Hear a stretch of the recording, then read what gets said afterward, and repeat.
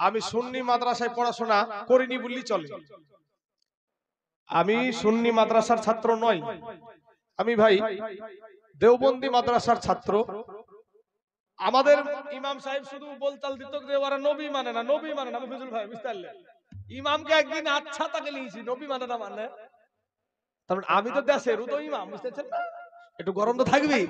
তো ইমাম সাহেব বলল যে আল্লাহ তোমাকে হেদায়েত করুক। আমি তো জানি না যে ভিতরে এইসব কলকাঠি পুরো আছে, এত বুঝি নাকি। আর বেদাত মানে কি তাই তো তখন বুঝতাম না, ছাত্র জীবনে বেদাত মানে কি তাই তো বুঝি না। তো একটা সময় চাচা আপনার ইমাম, আমি ছাত্র জীবন থেকে কিন্তু একটা জায়গাতে পজিশনে, মানে যে কোনো প্রতিযোগিতাতে গেলে কেরাতে টেরাতে এই সমস্ত ফার্স্ট হইতাম। তো এই করতে করতে আমি একটা জায়গায় আপনার ইমামতি করতাম। ইমামতি করতে করতে একটা বাচ্চা ছেলে মারা গেছে, তো তার জন্য জানাজা করতে গেছি। তো আমাদের এখানে জানাজা করার পরে দাফন করে দেওয়ার পরে আখিরি একটা মুনাজাত হয় না, হয় না গো রবিজুল ভাই, আখিরি একটা মুনাজাত হয়। তো আমি ধরেন মাকড়সার জাল পরে আছি, আর ওরা তো মাকড়সা জালি পরে, হ্যাঁ বাদাত মাকড়স টুপি, তো এই মাকড়সা জাল পরে থাকি, বুঝতেছেন। তো এবার আমি ওখানে বলছি, তার মানে আমি সুন্নির ঘরের ছেলে, কিন্তু এত কিছু বুঝতাম না যে এর ভিতরে আকীদাগত বিষয় যে এত কিছু আছে, এটা আমি কিন্তু বুঝতাম না।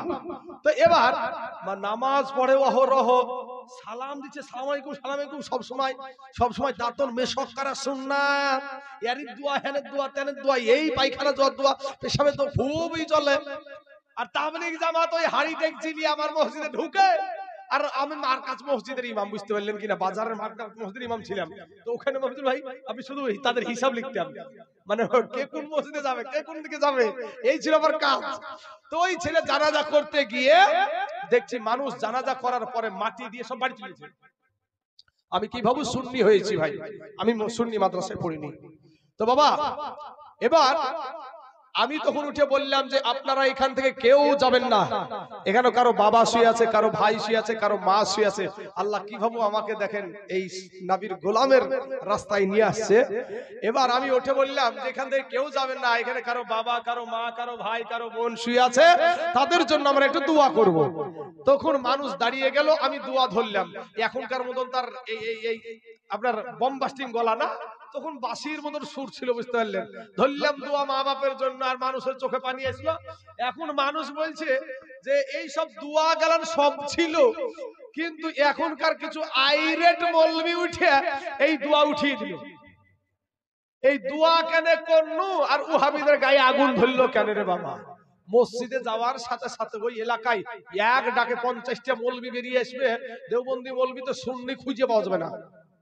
আর নবীজি বলেছেন খারাপটা বেশি হবে, 72টা 73টা কাতার হবে, 72টাই যাবে জাহান্নামে আর একটা যাবে জান্নাতে। তাহলে বলেন 72 বেশি না এক বেশি? তাহলে বেশিটাই খারাপ হবে। তো বাবাজি আমাকে বলছে যে আপনি বেদাত জিনিস কেন করলেন? ভাবলাম বেদাতই তো বুঝি রে ভাই, যেটা কথা বুঝলো ভাই অরিজিনাল বুঝছি ভাই, তখন বেদাত কি বুঝতাম না। তো বেদাত পরবর্তীকালে আস্তে আস্তে এগুলা অর্জন করতে করতে করতে জায়গা ঢুকেছি। তো বাবা আমি তখন চিন্তা করছি, আরে আল্লাহর কাছে চাইলাম আমি, আরে এই বেদাত বলছে, তাহলে তো ইমাম যা বলছিল তাহলে তো সঠিকই বলেছে আমাকে। আমার তখন টনক লড়িয়েছে, বুঝতে পেরেছেন। আমি তখন বলছি যে না, আমি যদি দেখেন ওখানে ভাড়াম করে উঠে বললাম যে দেখেন আল্লাহর কাছে আমি বেদাত কি জিনিস তা জানি না, কিন্তু আল্লাহর কাছে চাওয়া এটা যদি বেদাত হয়, এই বেদাত আমি 1000 বার করতে রাজি আছি। জোরে বলেন সুবহানাল্লাহ। সুবহানাল্লাহ। সেই দিন থেকে বলছে আমার মসজিদে থাকা হবে না, ও মসজিদে আর থাকা হবে না। তোর মসজিদ থাকলো না, থাকলে ঝুলা চললো ভুলা, হ্যাঁ রুজির মালিক আল্লাহ। বাড়িতে যাই রে বাবা ওই জাল টুপি পরে বেড়াই। এখন আমার তো টুপি বদলাইনি, এখন না যাই দেওবন্দিতে সুন্নিরা তো সালামও দেয় না, আমার পিছনে নামাজও পড়ে না, আমার পিছনে নামাজও পড়ে না, সালামও দেয় না।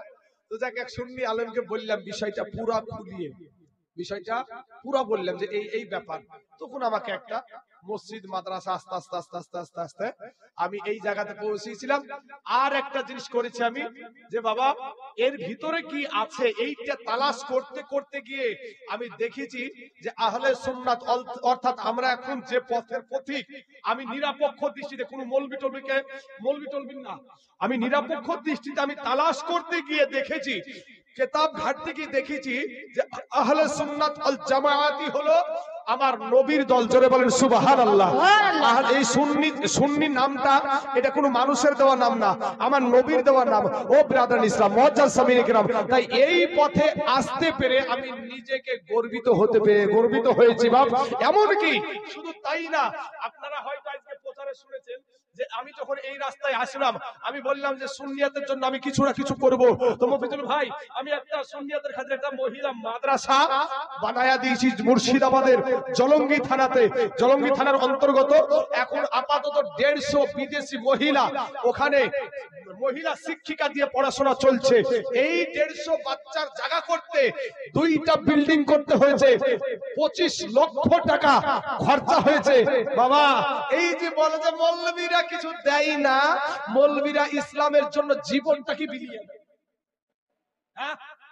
5000 টাকা বেতন দেন মাদ্রাসার, 6000 টাকা বেতন দেন মাদ্রাসার, এক মাস ইমামতি করে 3000 টাকা বেতন দেয়, 4000 টাকা বেতন দেয়। বিবেককে জিজ্ঞেস করেন, এরপরেও আপনার চাইতে চেহারা ভালো, আপনাদের চাইতে চেহারা ভালো, চেহারাতে নূর আছে, অল্প টাকা ইনকাম করে। ভাই রাগ করিয়েন না, এটা রাগ করার কথা না, এটা আমরা ইসলাম ধর্মের মানুষ। একজন ইমাম তার প্রাপ্য বেতন পাই না, একজন মাদ্রাসার শিক্ষক তার প্রাপ্য বেতন পাই না। আমার মাদ্রাসায় আপনাদের এই উত্তর দিনাজপুরের শিক্ষিকা আছে, এই উত্তর দিনাজপুরের শিক্ষিকা আছে, ইটাহার না কি নাম একটা, ইটাহারের একটা আমার শিক্ষিকা আছে আমার মাদ্রাসায় বাবা। এই যুবক ভাইয়ের আমার সোনা মানিকেরা, তো সুন্নিয়াত 25 লক্ষ টাকা কিন্তু সবাই দানে হয় নাই।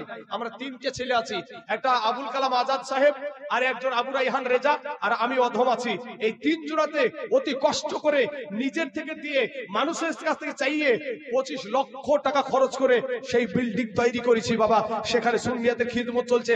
মুর্শিদাবাদে আমাদের আগে একজনা মহিলা মাদ্রাসা করেনি। শ্রীধরটা বোধহয় মুর্শিদাবাদে পড়ছি কি আমি জানি না বাবা, তবে আমাদের এলাকায় যত মহিলা মাদ্রাসা আছে সব আপনার ওয়াহাবি, ইবনে আব্দুল ওয়াহাব নাসির ট্যাবলেট খাওয়া মাল বাবা, যে ইবনে তাইমিয়ার ট্যাবলেট খাওয়া মাল, এই মালে আপনার বিদেশ থেকে টাকা লাই। এই মাদ্রাসা যখন আমরা মফিজুল ভাই করি তখন 1 টাকা না 2 টাকা না 14 লাখ টাকা দিতে চাইছিল আমাদেরকে, 14 লাখ টাকা। আমরা বলেছিলাম ওই টাকা আমরা নিব না, আমরা মানুষের কাছে 10 টাকা 5 টাকা 100 টাকা 20 টাকা করে নিয়ে মাদ্রাসা তৈরি করব। তো ভাই আপনারা নিশ্চয় বুঝতে পারছেন বিষয়টা, আলেমুল আমাদের বেতন বেশি নয় ভাই শোনা।